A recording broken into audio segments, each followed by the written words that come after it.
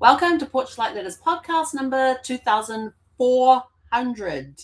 Yes, and today's one I am super looking forward to. I've been waiting for a while for this question to come up. Can children understand genealogy stories? Oh, this is one of my favorite things. Passing information on to younger generations.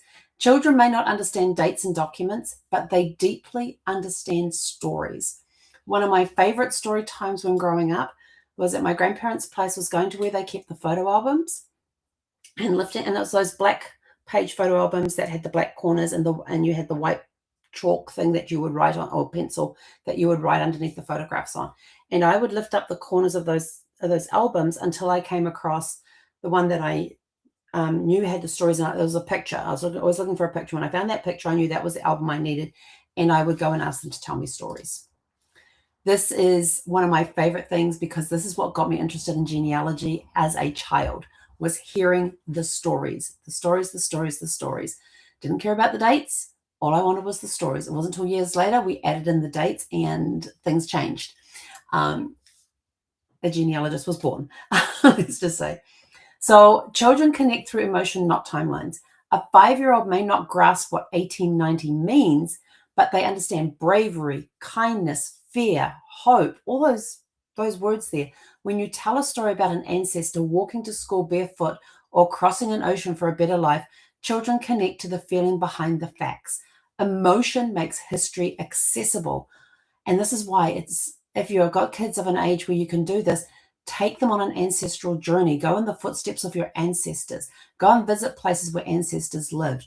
They will get the stories. They may not understand the dates, but they will get the stories.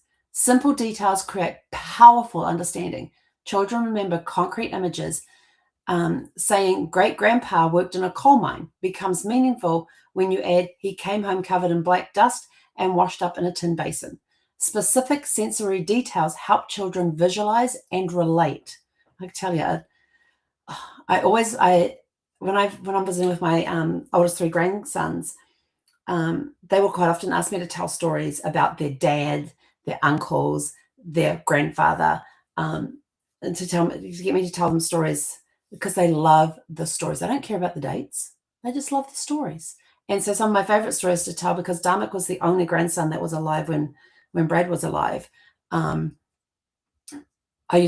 quite often tell stories about him interacting with his grandfather, and I love telling those stories and showing them videos and things of that time, and just telling them stories about when their dad was growing up and things, and things that their dad and uncles used to do. So it's just kind of fun, but they don't care about the time period. They just want the stories. Stories build identity and belonging. When children hear that their ancestors were creative, resilient, hardworking, or compassionate, they begin to see those traits in themselves. Family stories help answer the question, who am I? Knowing where they come from builds quiet confidence. Age-appropriate storytelling matters. Some parts of family history may involve hardship or trauma. Children do not need graphic detail, but they can understand struggle with gentle language. Framing difficult moments as challenges that were survived keeps story truthful without overwhelming the young listeners. So make sure that, instead of turning and, saying that, we've got one story that I tell from a client where where the baby was a year old and the mother was kidnapped by marauding Indians and taken off to Canada and sold as a slave. That's all they get to hear. They don't have to hear the nitty-gritty thing about the baby being left in the crib and it was crying when they left, and they don't need to hear that trauma. They just heard that the mother got kidnapped when their 4th great-grandfather was a year old, and she was missing for 20 years, without getting into the nitty-gritty. So keep this language simple. Involving children strengthens memory. When children ask questions, draw family trees, or help look at photographs, they become active participants. Participation deepens retention. The story becomes something they help discover, not something they were just told. And why all this matters: when children understand their family stories, those stories are less likely to be lost again, because you will hear them over and over again. When I'm with my grandsons, they're constantly saying, Grandma, can you tell us this story again? Can you tell us about this time? Can you tell us about that? And I'm quite happy to sit down and go, yep, gather up, let's tell stories. I love story time. Whether I am reading a story, making up a story, or telling a family story, I love telling stories. And to be able to pass them on to the next generation is just absolutely amazing. Even now, I have cousins who didn't get to interact with my grandparents, our common grandparents, a lot because they passed away when they were young children. So they don't have very many memories of their grandparents. So to be able to take some of my experiences that I had with our grandparents and share them with my cousins, my younger cousins, it just means so much to be able to do that for them, to be able to let them see, give them a glimpse as to who their grandparents were, the type of people that they were, the type of things, activities we enjoyed together, the fun family gatherings we used to have. School bus just dropped off. Can always tell when the school bus drops off because the kids are yelling and screaming and carrying on. There's a bus stop right outside my house. But being able to help them learn who their grandparents are through the experiences that I, as an older cousin, have had is a great responsibility to have, but it's one that I enjoy. And to be able to tell them stories that I had heard about their grandparents and things. And it's a lot of fun. It's fun. I mean, telling story.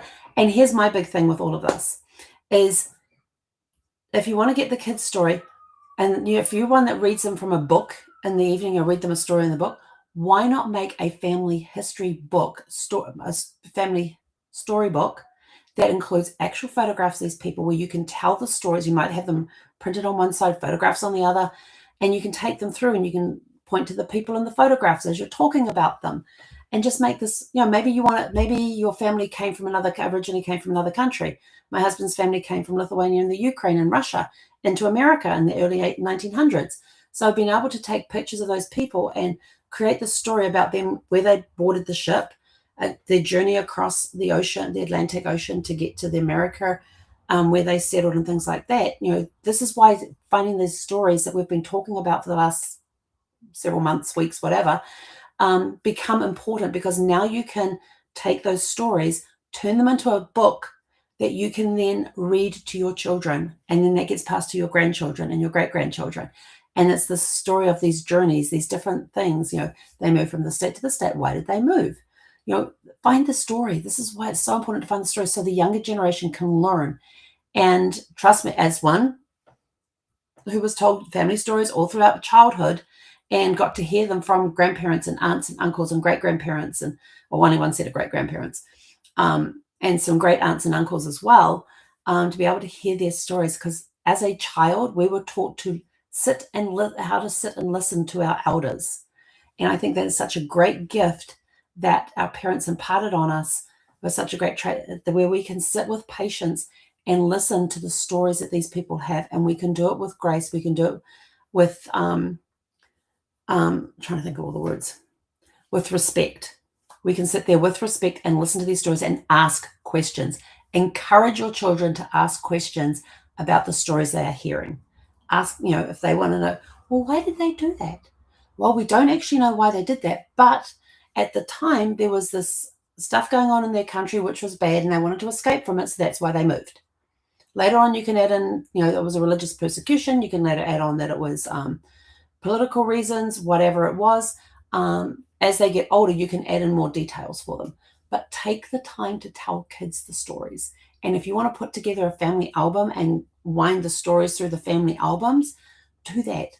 That may become one of their favorite books to read. And they won't get it anywhere except for at your house with you. And then when they start having kids, you start telling those stories all over again. And now a new generation is learning. But it's always, I just love the mind. Kids' minds are sponges. So while they're still sponges and they're absorbing all of this information, start plugging in that family history stories. Stories are so important for kids, so important. And this is a way that we can do that. So your practical takeaway for tonight, is tell stories in simple language with emotional detail. Describe the details. How did they look? Like we said back at the beginning, there was the miner. They came home covered in black dust. They had to wash in a tin basin before they were even allowed in the house, so they didn't track the dust into the house. And this is too is why it's important to learn about the history historical things were taking place at the time when your ancestors were living in that area. So you're now not only talking about family history, you're also combining it with actual history. So with history as you know it. So when you go to do for these walks, do these footsteps through in the footsteps of your ancestors type tours and things, and you're listening to the historians, you already have a lot of context. Your kids have that. They will start asking the tour guide questions. They will start asking that because they may turn around and says, well, my great grandfather da da da da da da da, and the historian can then turn around and say, yes, exactly, and then expand on that for them and put a history lesson in there. So when you're making these stories, don't just make them about the family. Put in what was happening in their town at that time, or even in the world. If they were away fighting in World War in one of the wars and stuff, if the men were gone, what was it like at home for the mother to struggle while the men were away? Maybe they have a military dad who's away serving overseas, or a military mother serving off overseas, and they're missing them. And you can say, well, this is what's been done in our family. We've always taken the sense of duty that we have to our country, and this is what your great grandfather did during World War II. He went off and fought in other countries and that, and then he came home from there. And you can intertwine these historical events with your family story and make it such a colorful thing, and just use simple language with emotional detail. Invite the kids to ask questions and share what stands out for them. So you've told the story. What was one big thing that you learned from the story, and see if it changes. If you want help sharing family history with the next generation, send us a private message. Let's set up a 30-minute discovery call, which is free with no obligation, to help get you on the path to sharing your family history with the next generation. And in closing, stories passed to children become stories that endure. And with that, we are out of here. Go out, have a super fantastic, sparkling evening, and we'll catch you guys back here tomorrow evening at one moment. I think I got something on. Yeah, we're going to be a little later tomorrow night. We're probably going to be close to 7 p.m. Pacific. So we will catch you at 7 p.m. Pacific time tomorrow.